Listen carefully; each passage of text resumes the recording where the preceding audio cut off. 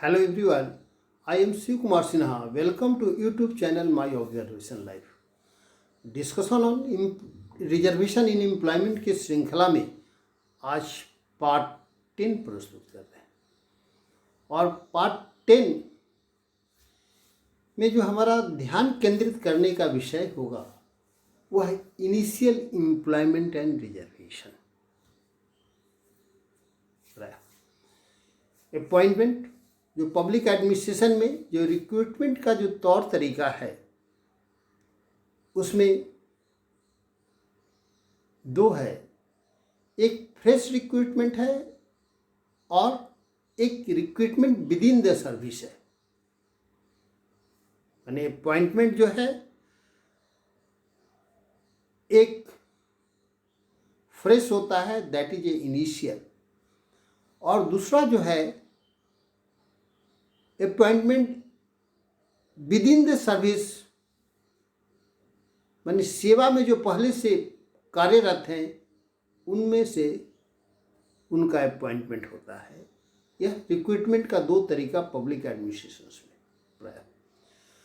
जो with in the service recruitment है वह प्रमोशन शब्द, प्रमोशन शब्द से है। अभी तक पहले जो लागू था रिजर्वेशन का, इनिशियल अपॉइंटमेंट में था, माने फ्रेश रिक्रूटमेंट पर भी था, और साथ ही साथ विद इन द सर्विस से जो रिक्रूटमेंट होता था उस पर भी रिजर्वेशन लागू था। दोनों रिक्रूटमेंट पर, दोनों अपॉइंटमेंट पर रिजर्वेशन लागू था। लेकिन मंडल कमीशन से संबंधित केस पर जो निर्णय आया उसमें स्पष्ट कर दिया गया कि अपॉइंटमेंट जो है इनिशियल अपॉइंटमेंट पर ही रिजर्वेशन लागू होगा और इसका एक्सटेंशन प्रमोशन में नहीं होगा। अर्थात विद इन द सर्विस जो अपॉइंटमेंट होगा उस पर नहीं होगा। या ठीक है, एक मानक डिसाइड किया गया कि विद इन द सर्विस से जो लोग आएंगे उसी कैडर से आएंगे, और उसमें जो वरीयता क्रम रहेगा वह वरीयता क्रम से ही उनका आरक्षण बढ़ेगा। इसी वरीयता क्रम के क्रम में रोस्टर संबंधी आदेश जो पहले से था, ये जो प्रमोशन में रोस्टर का व्यापक रूप से इम्प्लीमेंटेशन था, और कहा जाए इनिशियल सर्विस में जो फ्रेश अपॉइंटमेंट था, फ्रेश रिक्रूटमेंट था, उसमें परसेंटेज के आधार पर एक मानक ऑर्डर ऑफ मेरिट बनता था, और विद इन द सर्विस से जो रिक्रूटमेंट होता था, अर्थात जो प्रमोशन होता था, वह रोस्टर बिंदु के अनुसार प्रमोशन होता था। यही परंपरा यही थी सभी स्टेट में, सभी जगह, कि प्रमोशन का जो भी पोस्ट भरा जाएगा, विद इन द सर्विस से जो भी रिक्रूटमेंट होगा, अपॉइंटमेंट होगा प्रमोशनल पोस्ट पर, उसमें रोस्टर के नियम को स्ट्रिक्टली फॉलो किया जाएगा। लेकिन आरक्षण को रेशनलाइज करने के क्रम में इसे इनिशियल एम्प्लॉयमेंट तक ही सीमित कर दिया गया। ठीक है, यह एक बहुत आदर्श व्यवस्था लागू की गई और एक मानक न्यायपूर्ण सोशल ऑर्डर के निर्माण की दिशा में आगे बढ़ा गया। यह स्वागत योग्य है, इसमें कोई दो मत नहीं है। लेकिन अगर प्रमोशनल पोस्ट को हम एक तरह का रिक्रूटमेंट मानते हैं, एक तरह का अगर अपॉइंटमेंट मानते हैं, तो न्यायपूर्ण सोशल ऑर्डर के निर्माण की दिशा में पार्टिसिपेशंस को ध्यान में रख करके इसे भी रेशनलाइज करने की आवश्यकता मैं महसूस करता हूँ। या इसमें नहीं, इनिशियल अपॉइंटमेंट तक ही आरक्षण लागू रहेगा, यह बहुत सही निर्णय है। न्यायपूर्ण सोशल ऑर्डर के निर्माण में जो एक बहुत बड़े वर्ग को प्रमोशन के समय जो यह महसूस होता था कि हमारे साथ न्याय नहीं हो रहा है, हम आज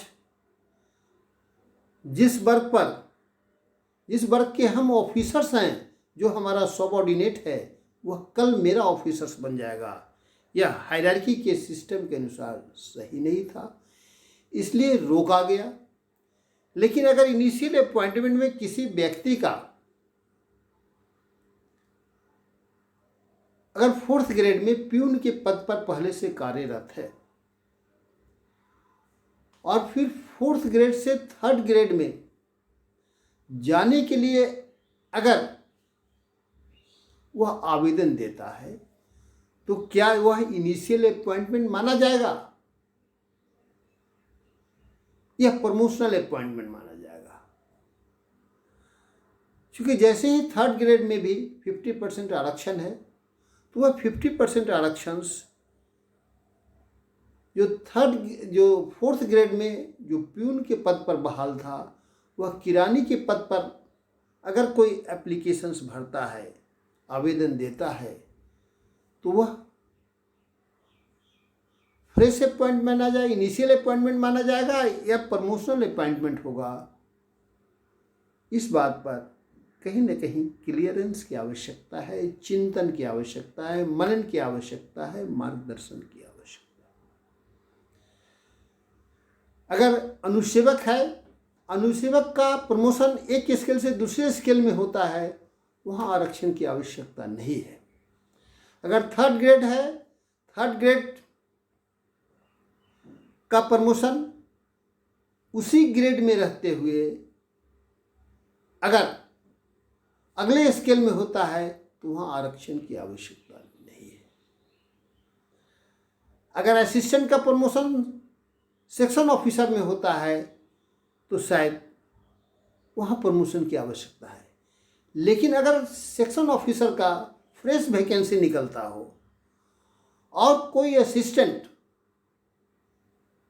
जो पहले से कार्यरत है उस पद पर जाने के लिए आवेदन देता है, तो उस असिस्टेंट का सेक्शन ऑफिसर में बहाली फ्रेश अपॉइंटमेंट माना जाएगा, इनिशियल अपॉइंटमेंट माना जाएगा या प्रमोशनल माना जाएगा। इस पर कहीं ना कहीं मैं महसूस करता हूँ कि इलस्ट्रेशन के साथ, एग्जाम्पल के साथ कहीं ना कहीं स्पष्टीकरण या मार्गदर्शन की आवश्यकता है। इसलिए हम सभी लोगों से कहते हैं कि इस पर चिंतन होना चाहिए, मनन होना चाहिए कि न्यायपूर्ण सोशल ऑर्डर के निर्माण की दिशा में एक ऐसी व्यवस्था का निर्माण करें जिसमें सभी वर्ग को यह एहसास हो कि मेरे साथ न्याय हो रहा हो। तभी समाज में शांति, सौहार्द और विकास का वातावरण बनेगा। इसलिए हम सभी से अनुरोध करते हैं कि इनिशियल अपॉइंटमेंट अगर फ्रेश विज्ञापन के तहत कोई आवेदन देता हो, तो जो पहले से कार्यरत है, जैसे खासकर एग्जाम्पल दिए कि कोई अनुसेवक में प्यून के पद पर उसका इनिशियल अपॉइंटमेंट होता हो और 4th ग्रेड में है, 3rd ग्रेड के किसी वैकेंसी के विरुद्ध वह डिपार्टमेंटली अप्लाई करता है, क्योंकि नौकरी में है इसलिए सूचना तो देना ही पड़ेगा कि हम पहले से यहाँ कार्यरत हैं, और वो अपने डिपार्टमेंटल के माध्यम से अपने अप्लाई करता है। और वहाँ पर जब उसका एप्लीकेशंस का स्क्रीनिंग होगा, तो इनिशियल अपॉइंटमेंट उसके लिए होगा या प्रमोशनल अपॉइंटमेंट होगा, क्योंकि वह डिपार्टमेंटल अप्लाई किया है और बिना डिपार्टमेंट की सूचना का आवेदन देना न्याय संगत नहीं है। सूचना तो देना ही पड़ेगा।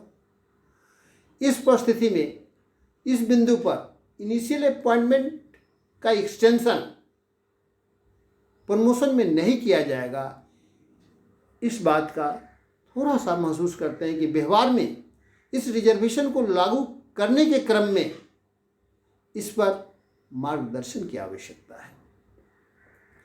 और एक न्यायपूर्ण सोशल ऑर्डर का निर्माण करना हमारा उद्देश्य है। इसलिए इनिशियल अपॉइंटमेंट